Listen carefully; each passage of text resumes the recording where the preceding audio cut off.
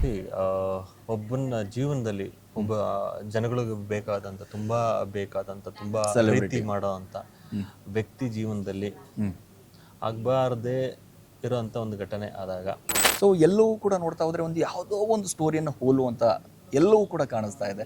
So ನಿಜವಾಗ್ಲೂ ಆ ಕತೆಗೂ ಈ ಕತೆಗೂ ಸಿಮ್ಲರ್ ಇದೆಯಾ? ಇದು ನಮ್ಮ ಬಾಸ್ ಕಥೆನೇ ಇದೆ, ನಮ್ಮ ಬಾಸ್ ಲೈಫ್ ಕಥೆನೇ ಇದೆ, ಬಾಸ್ ಹಿಂಗೆ ಮಾಡಿದ್ರು, ಬಾಸ್ ಹಂಗೆ ಮಾಡಿದ್ರು. ಸೊ ಅವ್ರಿಗೆ ಏನು ಹೇಳಕ್ ಬಯಸ್ತೀರಾ? ನೆಕ್ಸ್ಟ್ ಏನಾಗುತ್ತೆ ಅನ್ನೋ ಒಂದು ಥ್ರಿಲ್ಲಿಂಗ್ ಮೂಮೆಂಟ್ ಇರುತ್ತೆ. ಏನಾಗುತ್ತೆ ಕೆಲವೊಂದು ಸೀನ್ಗಳು ಮುಂದೆನೇ ಗೊತ್ತಿರ್ಬೋದು, ಆದರೆ ಯಾವ ರೀತಿ ಆಗಿರುತ್ತೆ ಅನ್ನೋದನ್ನು ನೋಡೋದಕ್ಕೆ ದರ್ಶನ್ ಸರ್ ಮೇಲೆ ನನಗೆ ತುಂಬಾ ನಾನು biggest fan, one of the fan. So ಅವ್ರ ಮೇಲೆ ಒಂದು ಒಳ್ಳೆ ಒಪಿನಿಯನ್ ನನಗೆ ಫಸ್ಟಿಂದನೂ ಇದೆ, ಇವಾಗಲೂ ಇದೆ. ಹಾಯ್ ಹಲೋ ನಮಸ್ಕಾರ, ಪಬ್ಲಿಕ್ ಪಂಚ್ ವಿಶೇಷ ಕಾರ್ಯಕ್ರಮಕ್ಕೆ ಸ್ವಾಗತ. ನಾನು ಸಿರಾಜ್ ವಾಲಿಕಾರ್.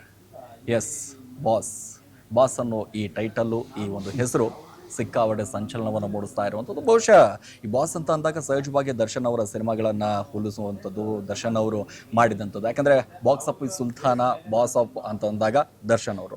ಸೊ ಅದೇ ಹೆಸರ ಮೇಲೆ ಒಂದು ಟೈಟಲ್ ಒಂದು ಕಡೆ ಲಾಂಚ್ ಆಗಿ ಒಂದು ಸಿನಿಮಾ ಬರ್ತಾ ಇದೆ ಅಂತಂದಾಗ ಸದ್ಯಕ್ಕೆ ಈ ಸಿನಿಮಾದ ಹೀರೋ ಧನುಷ್ ಅವರು ನಮ್ಮ ಜೊತೆ ಇದ್ದಾರೆ. ಸರ್ ನಮಸ್ಕಾರ. ನಮಸ್ಕಾರ, ಹೇಗಿದ್ದೀರಾ? ಆರಾಮ್, ನೀವು? ಖುಷಿ ಆಗುತ್ತೆ. ಹೇಗಿದೆ ಸರ್ ಈ ಬಾಸ್ ಅನ್ನುವಂಥ ಟೈಟಲ್ ತೆಗೆದುಕೊಂಡು ಹೋಗಬೇಕಾದಾಗ ಸಿಕ್ಕಾಪಟ್ಟೆ ಜವಾಬ್ದಾರಿ ಇರುತ್ತೆ. ಯಾಕಂತಂದರೆ ಬಾಸ್ ಅನ್ನುವಂಥ ಈ ಪದ ಇದೆಯಲ್ಲ, ಸೊ ನಾವು ಮಾಡುವಂಥ ಕೆಲಸದಲ್ಲಿ ಬಾಸ್ ಅಂತ ಇರ್ತೀವಿ. ಸೊ ನಮ್ಮ ತಂದೆ ತಾಯಿಗೂ ಕೂಡ ಒಂದು ಸರಿ ಬಾಸ್ ಅಂತ ಕರಿತೀವಿ. ಯಾರು ಸರ್ ರಿಯಲ್ ಬಾಸ್? ಯಾರು ರಿಯಲ್ ಬಾಸ್? ಅದೇ ನೀವೇ ಹೇಳಿದ್ರಲ್ಲ ಎಲ್ಲ ಆನ್ಸರ್. ನಿಮ್ಮ ಪ್ರಕಾರ ತಾಯಿಗಳಿಗೂ ಬಾಸ್ ಅಂತ ಇರ್ತೀವಿ, ದೇವರಿಗೆ ಬಾಸ್ ಅಂತ ಇರ್ತಾರೆ, ಒಬ್ಬರು ಗಣಪತಿಗೆ ಬಾಸ್ ಅಂತಾರೆ, ಆಂಜನೇಯಗೆ ಬಾಸ್ ಅಂತ ಇರ್ತಾರೆ.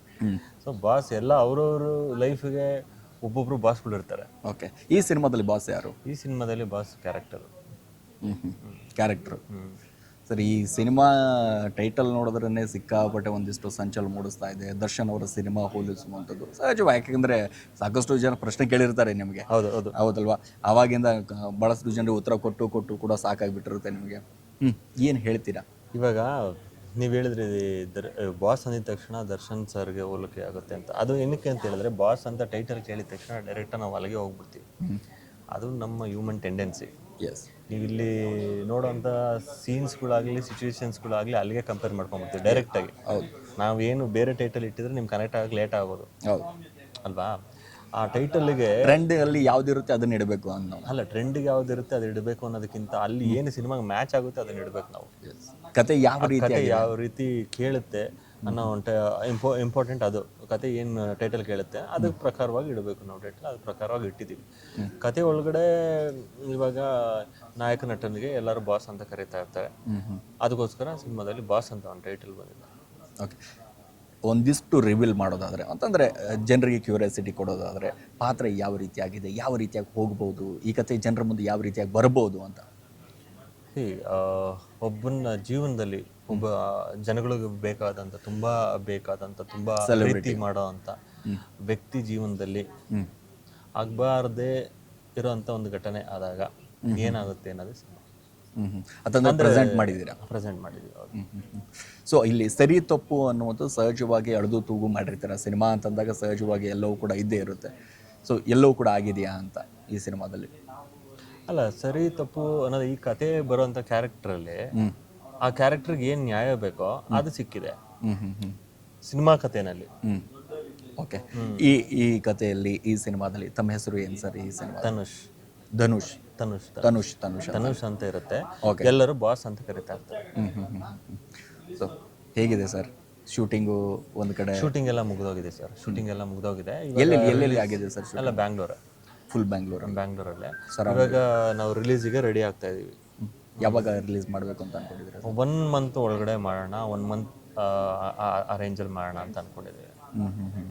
ಸರ್, ಈ ಕಥೆಗಳನ್ನು ಗಮನಿಸ್ತಾ ಹೋದರೆ ಒಂದಿಷ್ಟು ಈ ಟೀಸರು ಇವೆಲ್ಲವೂ ಕೂಡ ನೋಡ್ತಾ ಹೋದರೆ ಪಟ್ಟಣಗೆರೆ ಶೆಡ್ ಕಾಣಿಸ್ತಾ ಇದೆ, ಪೊಲೀಸ್ ಸ್ಟೇಷನ್ ಕಾಣಿಸ್ತಾ ಇದೆ, ಆಮೇಲೆ ಲಾರಿ ಕಾಣಿಸ್ತಾ ಇದೆ. ಸೊ ಒಂದಿಷ್ಟು ಸೆಲೆಬ್ರಿಟಿಗಳು ಬಾಸ್ ಅಂತ ಅಂದಾಗ ಆ ಸೆಲೆಬ್ರಿಟಿ ಫೋಟೋ ಕೊಡುವಂಥದ್ದು ಕಾಣಿಸುತ್ತೆ. ಸೊ ಎಲ್ಲವೂ ಕೂಡ ನೋಡ್ತಾ ಹೋದರೆ ಒಂದು ಯಾವುದೋ ಒಂದು ಸ್ಟೋರಿಯನ್ನು ಹೋಲುವಂಥ ಎಲ್ಲವೂ ಕೂಡ ಕಾಣಿಸ್ತಾ ಇದೆ. ಸೊ ನಿಜವಾಗ್ಲೂ ಆ ಕತೆಗೂ ಈ ಕತೆಗೂ ಸಿಮ್ಲರ್ ಇದೆಯಾ, ಅಥವಾ ನಿಜವಾಗ್ಲೂ ಕೂಡ ಅದೇ ಕತೆನಾ, ಅಥವಾ ಅದು ತರಕ್ಕೆ ಹೋಗ್ತಾ ಇದ್ದೀರಾ? ಏನು ಕತೆ? ಇಲ್ಲ, ಬಾಸ್ ಅಂದಿದ ತಕ್ಷಣ ಟೈಟಲ್ ಕೇಳಿದ ತಕ್ಷಣ ನೀವೆಲ್ಲ ರಿಲೇಟ್ ಮಾಡ್ಕೊಂತೀರ. ನಾನು ಅದೇ ಅವಾಗಲೇ ಹೇಳಿದ್ದು. ಟೈಟಲ್ ಕೇಳಿದ ತಕ್ಷಣ ಏನೇ ನಾನು ಬೇರೆ ಸೀನ್ ಹಾಕಿದ್ರು ಅದು ಕನೆಕ್ಟ್ ಆಗಿಬಿಡ್ತೀರ ನೀವು. ಇವಾಗ ನಾನು ಯಾವುದೇ ಒಂದು ಲವ್ ಸೀನ್ ಹಾಕಿದ್ರು ಡೈರೆಕ್ಟಾಗಿ ಅದು ಕನೆಕ್ಟ್ ಆಗಿಬಿಡ್ತೀವಿ. ಸೊ ಅದು ಬಾಸ್ ಅನ್ನೋ ಟೈಟಲಿಂದ ನಿಮ್ಗೆ ಆ ಇಂಪ್ಯಾಕ್ಟ್ ಆಗ್ತದೆ ಅಷ್ಟೇ. ಅಂದ್ರೆ ಈ ಸಿನಿಮಾದಲ್ಲಿ ಇಬ್ರು ಹೀರೋಯಿನ್ಸ್ ಇದ್ದಾರೆ ಅನ್ನೋದು ಅದು ಅದು ಎಲ್ಲ ನೀವು ಸಿನಿಮಾ ನೋಡಿ ತಿಳ್ಕೊಬೇಕು. ಅದನ್ನ ನೀವು ಸಿನಿಮಾ ನೋಡ್ಬಿಟ್ಟು ಅದಕ್ಕೆ ಒಪಿನಿಯನ್ ಕೊಡಬೇಕು. ನೀವು ಸಿನಿಮಾ ನೋಡಾದ್ಮೇಲೆ ಹೆಂಗಿದೆ ಸಿನಿಮಾ, ಹಿಂಗೆ ಮಾಡಿದ್ದೀವಿ ಅನ್ನೋದೆಲ್ಲ ನೀವೇ ಒಪಿನಿಯನ್ ಕೊಡಬೇಕು ನಮಗೆ. ಓಕೆ, ಶೂಟಿಂಗ್ ಟೈಮಲ್ಲಿ ಹೇಗಿತ್ತು sir? It's A beautiful experience. ತುಂಬ ಒಳ್ಳೆ ಎಕ್ಸ್ಪೀರಿಯನ್ಸ್. ಏನು ಹಗಲು ರಾತ್ರಿ ಏನೂ ಇಲ್ಲ ನಮಗೆ ಈ ಸಿನಿಮಾ ಶೂಟ್ ಮಾಡಬೇಕಾದ್ರೆ. ಮ್ಯಾಕ್ಸಿಮಮ್ ನೈಟೇ ಶೂಟ್ ಮಾಡಿರೋದು. ಸೊ ಭಾಳ ಕ್ಯೂರಿಯಾಸಿಟಿ ಇಟ್ಬಿಟ್ಟಿದ್ದೀರಾ ಸರ್ ಸಿನಿಮಾ? ಕ್ಯೂರಿಯಾಸಿಟಿ ಇದೆ. ಸೊ ಅದ್ರ ಜೊತೆಗೆ ಆ ಹೆಸರುಗಳನ್ನು ಹೇಳ್ಬೋದು, ಬಟ್ ಹೇಳೋಕ್ಕಾಗಲ್ಲ. ಯಾಕೆಂತಂದರೆ ಅದೇ ಕತೆ ಇದೆಯೋ ಇಲ್ವೋ ಗೊತ್ತಾಗೋದಿಲ್ಲ. ಯಾಕೆಂತಂದರೆ ಇವಾಗ ನಾವು ರಿವೀಲ್ ಮಾಡಿಬಿಟ್ವಿ, ನೀವು ಹೆಂಗೆ ಹೇಳಿದ್ರಿ ಅನ್ನ. ಸೊ ಕತೆನೇ ಬೇರೆ ಆಗಿತ್ತು ಅಂತಂದರೆ ಸಿನಿಮಾ ನೋಡಿ ಸಂಪೂರ್ಣವಾಗಿ ಮಾತಾಡೋದು ಸರಿ ಅನ್ಸುತ್ತೆ, ಹೌದಲ್ವಾ? ಈಗ ಟೀಸರ್ ನೋಡ್ಕೊಂಡ್ಬಿಟ್ಟು ಯಾವುದೋ ವ್ಯಕ್ತಿ ಬಗ್ಗೆ ಮಾತಾಡೋದು ಭಾಳ ಕಷ್ಟ. ಹೌದು, ಯಾಕಂದ್ರೆ ನಾವು ಮಾತಾಡ್ಬೋದು, ಇಲ್ಲ ಅವ್ರದ್ದು ಕತೆ ರೀ, ನೀವು ಅದೇ ನಿಮ್ಮ ಆ್ಯಂಗಲ್ ಇಂದ ನೀವು ನೋಡ್ತಾ ಇರ್ತೀರಾ. ಹೌದು, ನಾವು ಬೇರೆ ಆ್ಯಂಗಲ್ ಇಂದ ಮಾಡಿರ್ಬೋದು, ನೀವು ಮಾಡಿರ್ಬೋದು, ಹೌದಲ್ವಾ? ಹೌದು.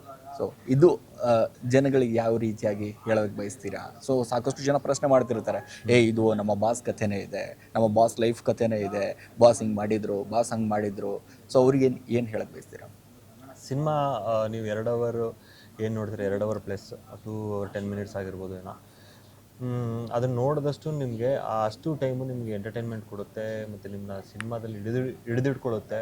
ನೆಕ್ಸ್ಟ್ ಏನಾಗುತ್ತೆ ಅನ್ನೋ ಒಂದು ಥ್ರಿಲ್ಲಿಂಗ್ ಮೂಮೆಂಟ್ ಇರುತ್ತೆ. ಏನಾಗುತ್ತೆ ಕೆಲವೊಂದು ಸೀನ್ಗಳು ಮುಂದೆನೇ ಗೊತ್ತಿರ್ಬೋದು, ಆದರೆ ಯಾವ ರೀತಿ ಆಗಿರುತ್ತೆ ಅನ್ನೋದನ್ನು ನೋಡೋದಕ್ಕೆ ನೀವು ಸಿನಿಮಾ ಥಿಯೇಟ್ರಲ್ಲಿ ಬಂದು ಕುತ್ಕೊಂಡು ನೋಡಿದಾಗ ಅದು ಗೊತ್ತಾಗುತ್ತೆ. ಮತ್ತು ಎಮೋಷನಲ್ಲಿ ತುಂಬ ಕನೆಕ್ಟ್ ಆಗೋವಂಥ ಒಂದು ತುಂಬ ಎಮೋಷನಲಿ ಕನೆಕ್ಟ್ ಆಗುವಂಥ ಒಂದು ಸಿನಿಮಾ.